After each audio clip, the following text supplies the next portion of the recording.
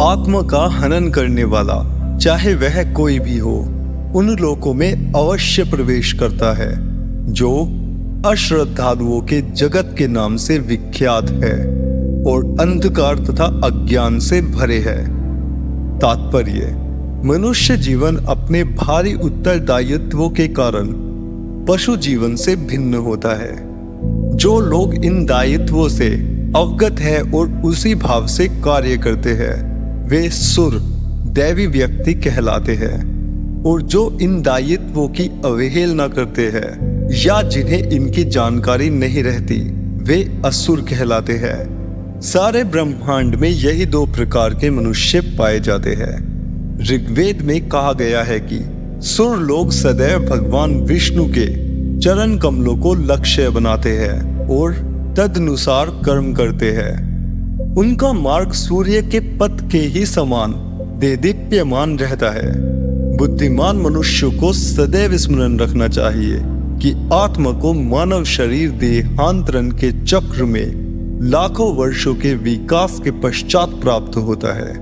कभी कभी इस भौतिक जगत की तुलना एक समुद्र से की जाती है और इस मानव शरीर की तुलना एक सुदृढ़ नाव से की जाती है, जो इस समुद्र को पार करने के लिए विशेष रूप से निर्मित की गई है। वैदिक शास्त्रों तथा आचार्यों की तुलना पटु नाविकों से की जाती है और मानव शरीर की सुविधाओं की तुलना अनुकूल मंद समीर से की जाती है, जो नाव को सरलता से इच्छित लक्ष्य तक ले जाने में सहायक होती है। यदि इन समस्त सुविधाओं के होते हुए भी कोई मनुष्य अपने जीवन का पूर्ण उपयोग आत्म साक्षात्कार के लिए नहीं कर पाता, तो उसे आत्महा अर्थात आत्मा का हनन करने वाला समझना चाहिए। श्री ईशोपनिषद स्पष्ट रूप से चेतावनी देती है कि आत्मा के हत्यारे के लिए सदा दुख भोगने के लिए अज्ञान के गहनतम अंधकार में प्रवेश करना निश्चित है।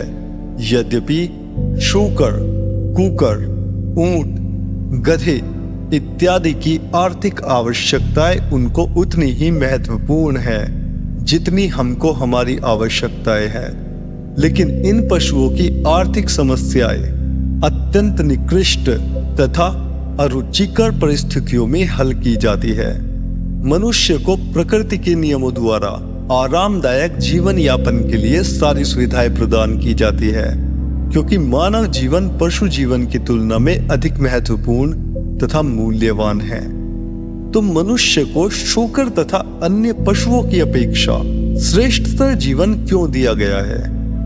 एक उच्च पद वाले सरकारी क्रमिक को एक सामान्य क्लर्क की अपेक्षा बेहतर सुविधाएं क्यों दी जाती है?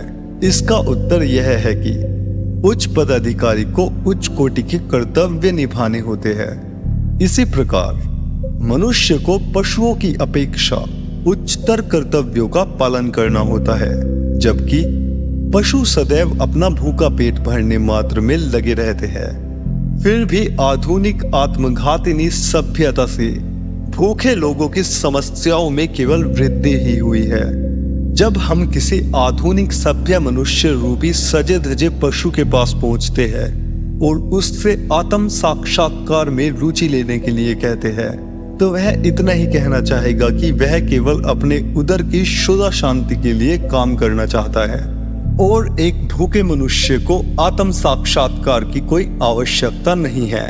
किंतु प्रकृति के नियम इतने क्रूर है कि पेट पालन के लिए कठोर श्रम करने के लिए उत्सुक रहने पर और आत्म साक्षात्कार की आवश्यकता की भर्त्सना करने पर भी उसे बेरोजगारी का प्रश्न सदैव भयभीत किए रहता है।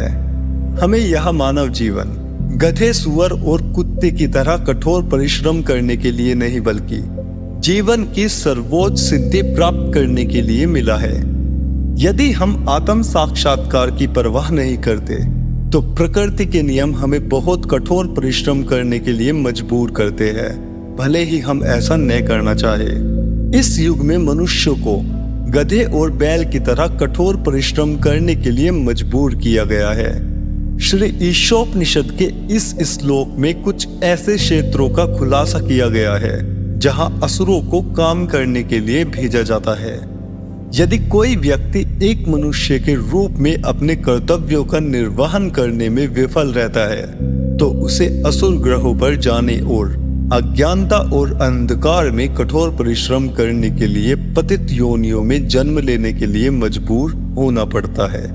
भगवत गीता में कहा गया है कि जो व्यक्ति आत्म साक्षात्कार के मार्ग पर प्रवेश करता है लेकिन ईश्वर के साथ अपने रिश्ते को महसूस करने की ईमानदारी से कोशिश करने के बावजूद प्रक्रिया को पूरा नहीं कर पाता, उसे शुचि या श्रीमत के परिवार में प्रकट होने का मौका दिया जाता है। शुचि शब्द आध्यात्मिक रूप से उन्नत ब्राह्मण को इंगित करता है और श्रीमत वैश्य व्यापारी समुदाय के सदस्य को इंगित करता है।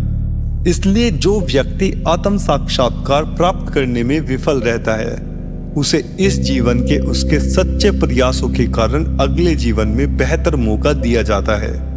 यदि एक पतित उम्मीदवार को भी एक प्रतिष्ठित और कुलीन परिवार में जन्म लेने का मौका दिया जाता है तो कोई भी व्यक्ति सफलता प्राप्त करने वाले की स्थिति की कल्पना नहीं कर सकता है। केवल ईश्वर को महसूस करने का प्रयास करने से एक धनी या कुलीन परिवार में जन्म लेना सुनिश्चित होता है। किंतु जो लोग प्रयत्न भी नहीं करते, जो माया से आच्छादित रहना चाहते हैं, जो अत्यंत भौतिकवादी है तथा भौतिक भोगों में अत्यधिक आसक्त है, उन्हें नरक के अंधकार में लोकों में प्रवेश करना पड़ता है, जैसा कि वैदिक साहित्य में पुष्टि की गई है। ऐसे भौतिकवादी असुर कभी कभी धर्म का दिखावा करते हैं किंतु उनका अंतिम लक्ष्य भौतिक समृद्धि ही होता है। भगवत गीता ऐसे लोगों को आत्म संभावित कहकर धिक्कारती है, जिसका अर्थ है कि वे केवल छल के बल पर महान माने जाते हैं तथा अज्ञानियों के मतों तथा अपनी भौतिक संपदा के बल पर शक्तिशाली बनते हैं। ऐसे असुर आत्म साक्षात्कार तथा ईशावास्य अर्थात भगवान के सार्वभौमिक स्वामित्व के ज्ञान से रहित अंधकार में लोकों में अवश्य प्रवेश करते हैं। निष्कर्ष यह है कि मनुष्य होने के नाते हमारा उद्देश्य केवल आर्थिक समस्याओं को हल करना नहीं है, बल्कि भौतिक जीवन की सभी समस्याओं को हल करना है, जिसमें हमें प्रकृति के नियमों द्वारा रखा गया है।